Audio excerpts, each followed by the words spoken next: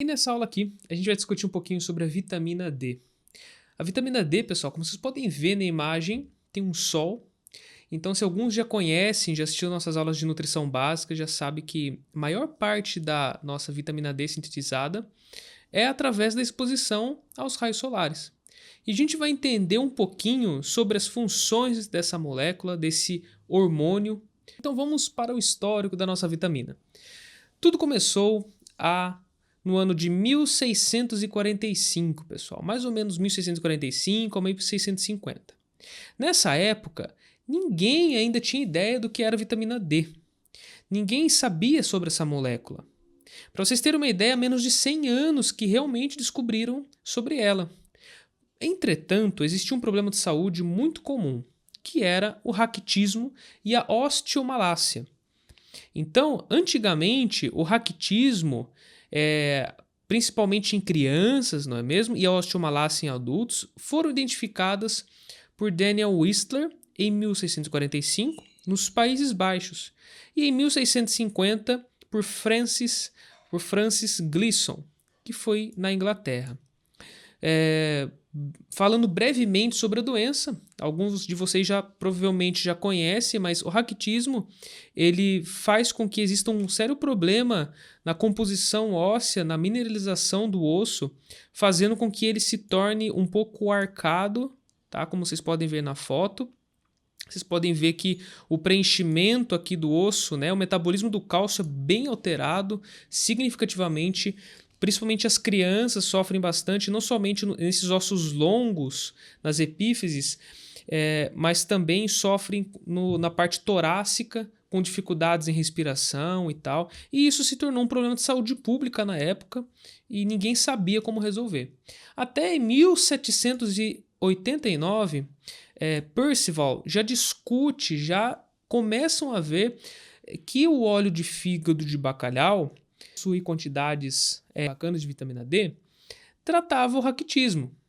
Então já se começou a falar nisso. E em 1822 a 1890, esse pesquisador Sniadek, em 1822, notou que o raquitismo era comum em crianças que viviam em zona urbana, em comparação às crianças que viviam na zona rural. E falava, alguma coisa tem na zona urbana, então, e na zona rural as crianças não têm, por isso que elas não têm raquitismo. Palme, também em 1890, observou a importância da latitude na incidência do raquitismo.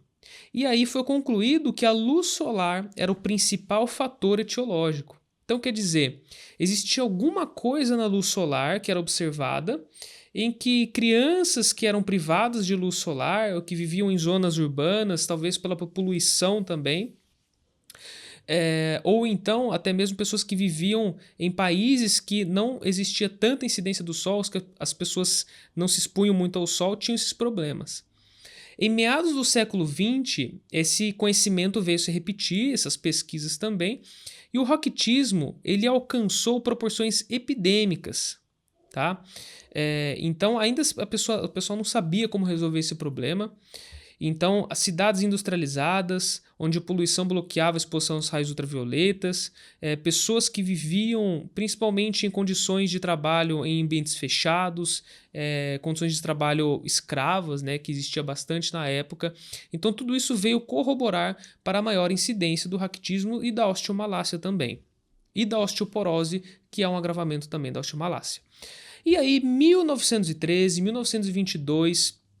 esses três pesquisadores, né, esses três grupos, aliás, o Rajkinski, desculpa a pronúncia, Rudzinski, Hess e Unger, tá bom? Mais ou menos 1913, 1919 e 1922, neste período de tempo, eles demonstraram em ratos de laboratório e crianças com raquitismo, eles eram curados quando expostos à luz solar ou em lâmpadas de mercúrio.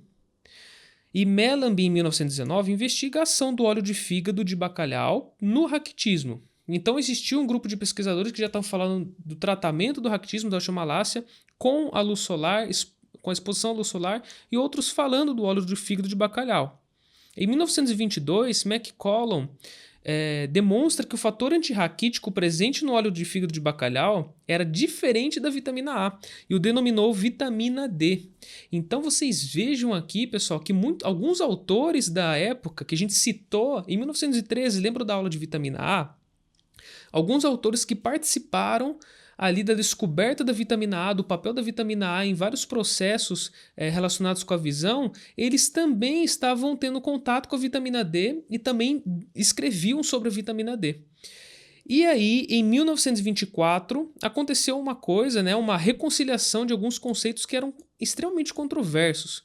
Afinal, o que um óleo de fígado de bacalhau tem a ver necessariamente com a exposição à luz solar?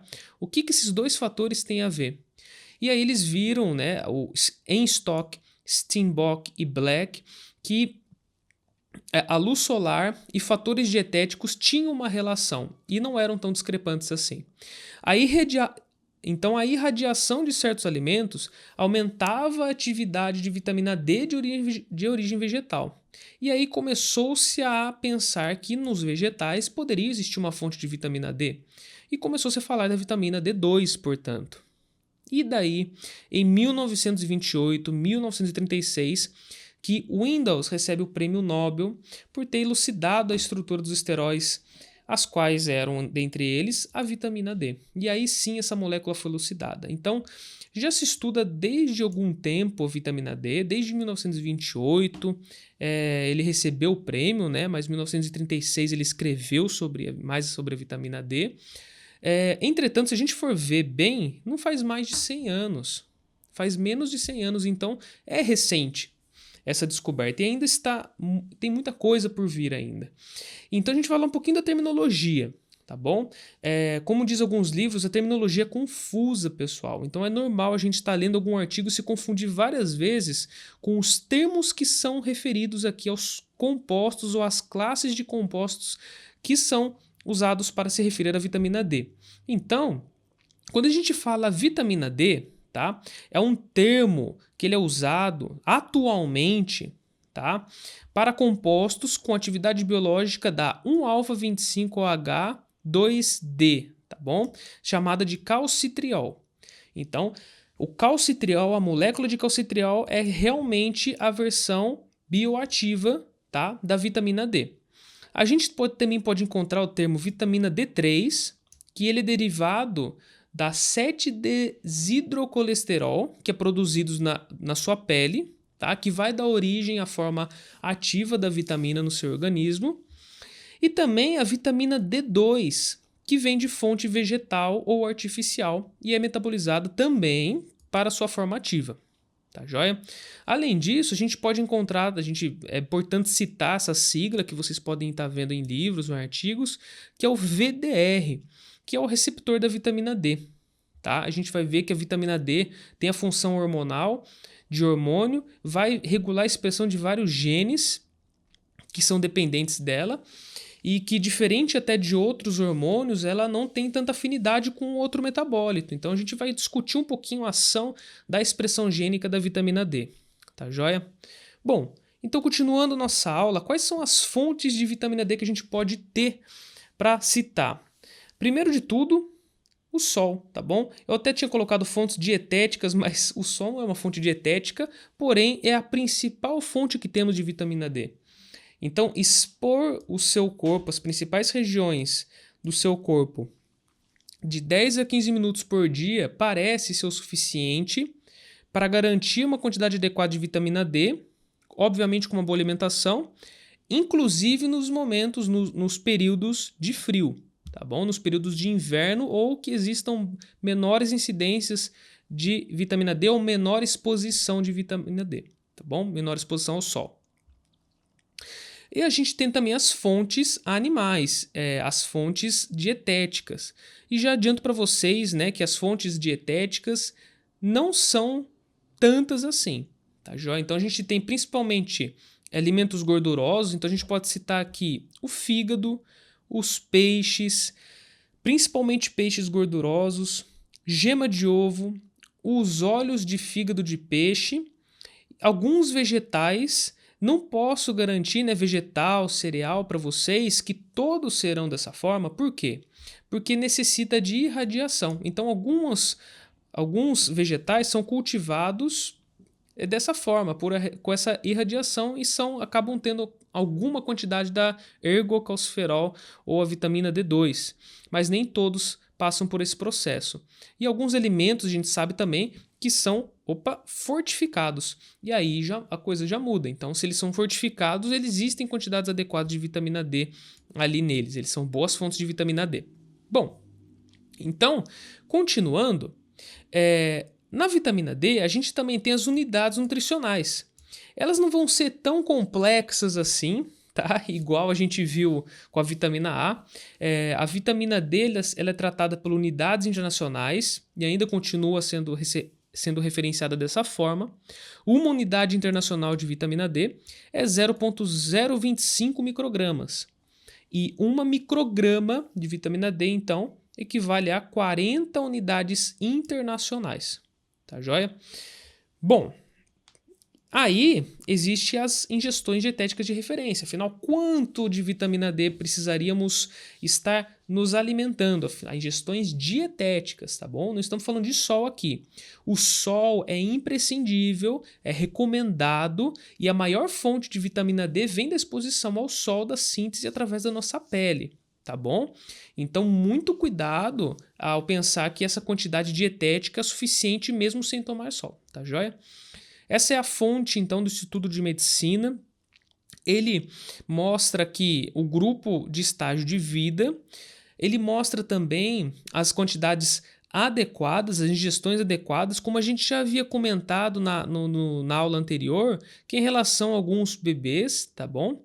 Mas a maior parte que a gente deve estar realmente olhando é isso aqui, a RDA, que atende, como a gente havia dito, 98% da população, tá bom? A maior parte da população vai ter suas quantidades adequadas de vitamina D, seguindo essa recomendação. E as ULs, tá bom? É a quantidade máxima que o indivíduo poderia estar se alimentando. E aí, eu falei tanto do quanto se precisa de vitamina D, das unidades internacionais relacionadas, e vem essa pergunta aqui, olha, que já adianta um pouco a aula para vocês, mas será que a vitamina D2 é equipotente à vitamina D3? Será que elas têm função bioativa parecida? Porque vocês lembram, pessoal, na aula passada da vitamina A é diferente. Tanto é que em 2001, quando foi proposta a mudança para os valores nutricionais, a gente viu que é diferente 1 micrograma de um RAE puro, de retinol puro, em comparação a uma fonte de beta-caroteno em óleos e uma fonte de beta-caroteno em base alimentar e uma fonte de outros carotenoides. Então isso muda. Só que ainda é incerto na literatura científica se realmente é equipotente ou não a vitamina D, tá joia? Pelo menos nas minhas referências está que ainda é incerto e que provavelmente eles sejam equipotentes, eles sejam biovalentes. Portanto, vamos considerar da mesma forma esses dois compostos. Aí, pessoal, eu faço essa brincadeira de novo para vocês. Um exercício para casa, tá bom? Pensa numa mulher de 30 anos. Epa, spoiler. Ela precisa de 600 unidades internacionais de vitamina D. E a gente sabe que alguns alimentos, esses são talvez os alimentos mais ricos aqui da nossa lista em vitamina D. Então, calcule quanto essa pessoa precisaria consumir desses alimentos aqui para bater essas quantidades. Tá bom? Fica de tarefa de casa para vocês. Como vocês podem ver, a quantidade diária recomendada em alguns alimentos não é difícil de bater. É até fácil e é fácil até mesmo passar dessas quantidades. Tá joia? Entretanto, temos que considerar que nem todo mundo tem uma dieta que inclua alimentos ricos em vitamina D e que essa é a fonte dietética. Então, existe também a fonte principal, que é a exposição ao sol. E vamos falar então agora sobre o metabolismo dessa tão bonitinha vitamina D, desse composto a 1-alfa-25-OH-2-D3. Esse composto aqui é o composto bioativo no nosso organismo, tá bom?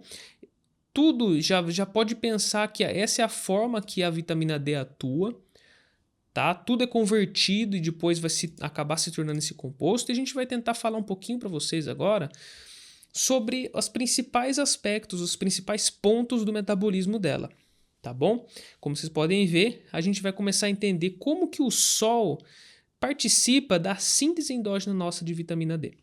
Então, trata-se de um processo de ativação, tá? Então, ela é sintetizada a partir deste composto de colesterol da nossa pele, o 7-desidrocolesterol, a partir da exposição de raios ultravioletas no comprimento de onda de 290 a 315. Tá? O transporte é feito por uma proteína de transporte parecida com a proteína que a gente citou também na aula de vitamina A. Então, é D-binding protein, tá bom? Ou proteína de ligação à vitamina D, partindo da pele até os tecidos de armazenamento e até o fígado para a primeira etapa de ativação. Então a vitamina D ela vem cru para a gente, tá bom? Não é do dia para a noite que a gente acaba sintetizando vitamina D. Acaba levando algumas horas a mais para a gente acabar desde o momento que ela sai da nossa pele até mesmo até o momento que ela está bioativa. Se eu não me engano, tá? Se não me falha a memória, são mais ou menos 36 horas que se leva desde o momento de contato com a pele até o momento da síntese final, da ativação da mesma. A absorção, né? A gente estava falando da vitamina D3, mas a vitamina D2, que é por ingestão, que é por fontes dietéticas, a absorção dela é feita de forma muito semelhante à vitamina A, que é feita de forma muito semelhante aos próprios lipídios. Então, se vocês se recordam, como a nossa aula passada, a vitamina D também é incorporada junto com os lipídios nas micelas, também é absorvida de forma passiva pelo nosso intestino, tá bom? Principalmente nas regiões mais distais do intestino, visto a camada estacionária de água, é liberada para o fígado pelos remanescentes dos quilomicrons. Então, vocês lembram que os quilomicrons vão para nossa rede linfática, nossos vasos linfáticos, depois eles passam finalmente para os vasos sanguíneos e tem os remanescentes deles que acabam voltando para o fígado, tá bom? E aí, a vitamina D ela tem os seus ligantes, tá? Que é a própria, que pode ser a proteína de ligação à vitamina D ou a transcalciferina, tá joia? E algumas fontes ainda dizem que a eficiência do processo da vitamina D dietética é de 50%, tá? E aí, o que acontece com essa vitamina D para ser ativada em si? Ela passa por hidroxilações. Esse processo de hidroxilação, isso acontece no nível do fígado e nos rins também. Então, no fígado se produz 25-hidroxicolecalciferol, é a forma mais predominante na sua circulação. Aqui eu citei algumas proteínas envolvidas nesse processo também, são proteínas-chave no que diz respeito à hidroxilação e metabolismo da vitamina D. E quando ela vai para os rins, existe uma enzima, a enzima renal alfa-hidroxilase, tá bom? Temos as principais proteínas envolvidas aqui, a proteína CYP27B1 e CYP24A1, para quem tem interesse em saber sobre essas proteínas, e produz, assim, a forma ativa da nossa vitamina D, tá joia? E, portanto, como a gente havia dito, essa forma aqui, 25-hidroxicolecalciferol, é a forma mais predominante na nossa circulação. Entretanto, essa é a forma ativa dela, tá bom? Ela vai ter a função bioativa nesta conformação molecular.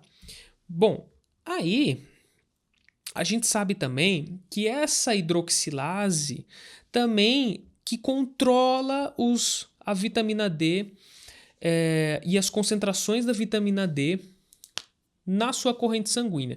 Então, além dela, tá bom? Além dessa hidroxilase, a gente não poderia deixar de citar o fator de crescimento de fibroblastos 23, tá bom? Que é falado também em alguns artigos. Então, não é só isso que controla os níveis de vitamina D, mas é um feedback que acontece de um pouco mais de coisas, tá bom? Mais fatores de transcrição. E ela é aumentada, a atividade dessa hidroxilase se aumenta pelo PTH, pelo paratormônio em baixas concentrações de cálcio. Vocês lembram a atividade do PTH, principalmente controlar o metabolismo do cálcio?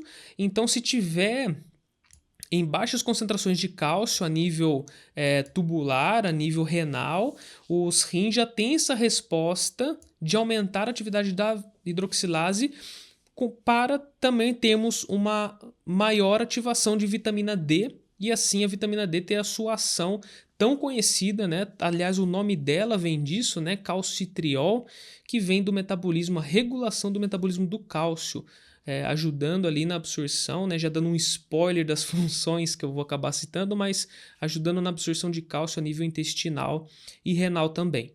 E daí também se diminui as concentrações pelo próprio calcitriol. Então, as próprias concentrações elevadas depois desse mecanismo aqui da vitamina D vão fazer com que ela também se regule por feedback. Tá joia? Bom, então, resumindo tudo que a gente acabou falando agora, dieta, tudo que você come, fonte de vitamina D, assim como a sua exposição da pele ao sol, tá? Vão dar origem, né, a uma vitamina D que ainda não é ativa, uma forma inativa. E daí o seu fígado e seus rins que vão fazer esse processo de ativação. Lá no seu fígado a vitamina D vai se tornar, vai ser a forma mais predominante na sua circulação e quando ela atingir os rins, os processos de hidroxilação vão acabar ativando ela. E aí, continuando, né, se a gente pegasse e prolongasse essa imagem aqui, a gente tem a vitamina D fazendo todas as suas funções, desempenhando suas funções na sua forma ativa, tanto no trato gastrointestinal como no osso, em relação aos níveis de cálcio, regulação do cálcio, do fósforo, juntamente com o hormônio da paratireoide, tá joia? Bom, então, pessoal, é mais ou menos assim que acontece. Eu não vou adiantar muito essa parte das funções que a gente vai tratar de forma específica para vocês. Mas, como também ela é armazenada e excretada, alguma vitamina D, alguma parte dela é armazenada lá no tecido adiposo, visto que é uma vitamina lipossolúvel, ela também é absorvida junto com os lipídios, incorporada da mesma forma que os lipídios são incorporados lá nos quilomicrons, então elas vão ser também absorvidas por lá, por essa via. E acontece de cair um pouco no tecido adiposo. Entretanto, parte dela fica no próprio fígado, tá? E a via da C24, tá bom? Essa via do calcitróico, tá? É a via de excreção da vitamina D, onde que ela vai se tornar mais hidrossolúvel, uma versão mais hidrossolúvel dela, e assim ela vai ser excretada, e a bile é um mecanismo de excreção. Tá? Então, como a gente pode ver, inclusive na vitamina a bile acaba sendo uma forma de excreção também de compostos lipossolúveis que são um pouco mais difíceis de sair via reabsorção, via renal, tá bom? E quais são as funções da nossa vitamina D? Bom, as funções dela, primeiro de tudo, é um hormônio esteroide. E quando a gente fala hormônio, pessoal, o hormônio ele tem interação em uma gama de células que não necessariamente precisam estar juntas, ou seja, são vários tecidos de vários órgãos diferentes. Sabemos que a vitamina D atua na regulação gênica de mais de 50 genes conhecidos. Então, se pararmos para citar cada um deles, a aula ficaria gigantesca, mas entendam que a vitamina D ela é capaz de entrar no núcleo da célula e de, através do núcleo, ajudar numa transcrição de algum gene, na tradução de alguma proteína, juntamente ali com o retículo endoplasmático rugoso. Então, obviamente que ela tem essa função de regulação gênica, tá bom? Expressão gênica, a gente vai entender um pouco melhor disso. E essa imagem, obviamente, que ela está muito resumida, né? Se a gente pegar essa outra que também é resumida, a gente não vai tratar especificamente também de todas essas partes, mas uma coisa eu queria chamar a atenção nessa imagem aqui para vocês. Vejam que a entrada da vitamina D na célula para transcrição gênica, veja quem está acompanhando também aqui, veja que elemento que está acompanhando e que também divide algumas funções junto com a vitamina D, a vitamina A. Então, se vocês lembram do ácido retinóico, da função dele também, ele também tem a função de transcrição gênica, ele tem essa função do desenvolvimento, maturação dos ciclos celulares, e ele também participa, junto com a vitamina D, desses processos. E vocês vejam que a vitamina D, então, vocês vejam a importância dessas vitaminas para o nosso organismo. E aí, gente, mais funções da vitamina D que a gente pode citar, a gente pode caracterizar em ações da vitamina D calcêmicas ou não calcêmicas. Mas por que isso? Porque não necessariamente a vitamina D faz somente o metabolismo do cálcio. A gente sabe que ela é muito importante para o metabolismo do cálcio no organismo humano, mas não somente isso, não somente a saúde óssea também, mas em várias outras coisas. Então, algumas delas, vejam comigo. Então, o primeiro, homeostasia do cálcio e do fósforo, isso para a saúde óssea é imprescindível. Crescimento e regulação, tá? Então ela tem atividade apoptótica, prodiferenciação, antiproliferação, antiangiogênica. A vitamina D tem sido estudada também em alguns tipos de cânceres, câncer de cólon, câncer de mama, de próstata. Possui efeitos imunomoduladores. Então, ela também tem sido estudada em vários desfechos, como a esclerose múltipla, diabetes tipo 1, por destruição das células de ileota de beta, psoríase, artrite reumatoide, enteropatia inflamatória, doença periodontal e também os efeitos cardiovasculares e neuromusculares. Então, quando a gente fala na regulação renina-angiotensina, tá? A vitamina D também está atuando a nível renal. Tem sido associado a um risco diminuído de hipertensão, de diabetes tipo 2. Afinal, ela também participa da estimulação da produção pancreática de insulina.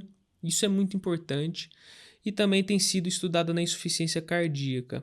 Além disso, ainda se fala sobre a massa muscular, o papel que a vitamina D tem na sinalização para hipertrofia muscular, para força muscular e equilíbrio melhorado. Então, se estuda e a gente sabe que a vitamina D atua em vários sítios e, obviamente, que a gente fala nessa molécula aqui, que é a molécula biologicamente ativa.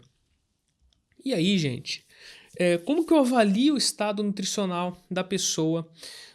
Como que eu avalio a vitamina D? Uma coisa importantíssima da gente pontuar aqui.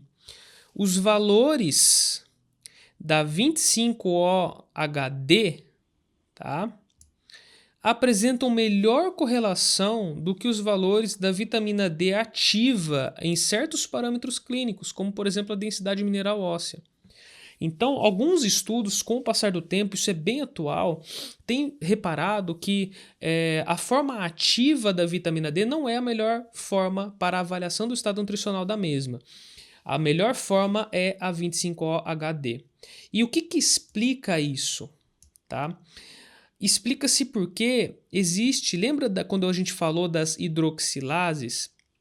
Existe também uma hidroxilase sendo estudada, uma hidroxilase extra-renal, que não está lá no rim, mas sim expressa em vários outros sítios endógenos e que ela aumenta a concentração da vitamina D ativa, que é produzida no rim. Então, ela tem uma ação também autócrina, uma ação parácrina. Se você já lembra dos mecanismos de sinalização celular, sabe que às vezes uma célula pode sinalizar para ela mesma de forma autócrina ou para as outras próximas de forma parácrina ou de forma endócrina para sítios distantes da onde ela é produzida. E isso que é um hormônio, na verdade. Portanto, a vitamina D, a 25-OHD, é o melhor parâmetro para avaliação do estado nutricional. Ela serve como substrato não somente no rim, mas em qualquer lugar onde existir a 1-alfa-hidroxilase. Tá? Segundo o Instituto de Medicina, o Institute of Medicine, se propõe que uma deficiência de vitamina D é caracterizada como inferior a 20, tá bom? Não coloquei aqui, a 20 nanogramas por ml. Uma suficiência de vitamina D se caracteriza como de 20 a 50 nanogramas por ml, tá? E a toxicidade acima de 50, tá joia? Existem autores, já vou adiantando para vocês, que discutem a real quantidade que seria tóxica de vitamina D ou até mesmo a real quantidade que seria proposta na normalidade, tá bom?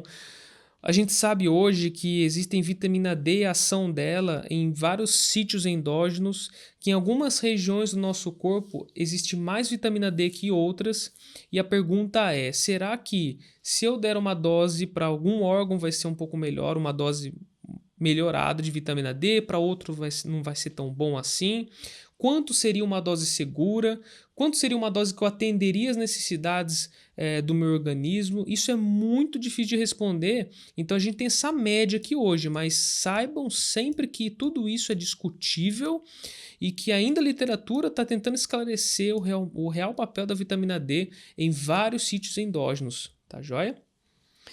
E afinal, o que gera deficiência da vitamina D? Como vocês já puderam ver pelo próprio histórico da vitamina, a deficiência da mesma traz um prejuízo no metabolismo do cálcio, que leva ao raquitismo, à osteomalácia e à osteoporose também. População de risco. Indivíduos em áreas de alta latitude, indivíduos em áreas que não bate muito sol, que não tem exposição ao sol, indivíduos com descendência africana, tá? Indivíduos que têm muita melanina, pessoal, eles tendem a ter uma maior proteção e resistência contra os raios ultravioletas que são imprescindíveis para a interação do composto de colesterol da sua pele e maturação da vitamina D. Então, indivíduos que têm muita melanina devem ter um cuidado dobrado para a exposição ao sol devido a este fator, tá joia? Crianças, pois o leite materno é uma fonte precária de vitamina D, tá? Então, diferente da vitamina A, que a mãe acaba passando para o feto, para o seu desenvolvimento, e depois a gente consegue ainda, após a criança, no período pós-natal, é diferente, o leite materno não tem vitamina D, então é algo que a criança deve se preocupar, talvez ali o médico avaliar a entrada com a suplementação. Pacientes com doença renal crônica, tá? A gente viu que o rim possui um papel fundamental para a maturação da vitamina D e que, portanto, pacientes com doença renal crônica, onde os seus próprios néfros estão prejudicados e estão com a sua função e sua morfologia prejudicada, portanto, se espera também que essa outra função dos rins, que não somente a filtragem, que não somente as outras funções relacionadas de excreção, exista também uma maior chance dos pacientes estarem deficientes em vitamina D, inclusive uma chance maior de desenvolvimento de osteomalácia, de osteoporose, não somente até pela falta de vitamina D, mas pelo excesso de produtos de fósforo. Esses produtos de fósforo vão trazer também um prejuízo no metabolismo do cálcio, sendo um grande risco para essas pessoas, tá bom? E ainda se fala em pessoas que têm um IMC alto, tá? Pessoas com grau de obesidade, por conta da vitamina D muitas vezes ser sequestrada pelos quilomicrons, acabar sendo armazenadas no tecido adiposo, tá bom? E essa hipótese aqui é de que esses indivíduos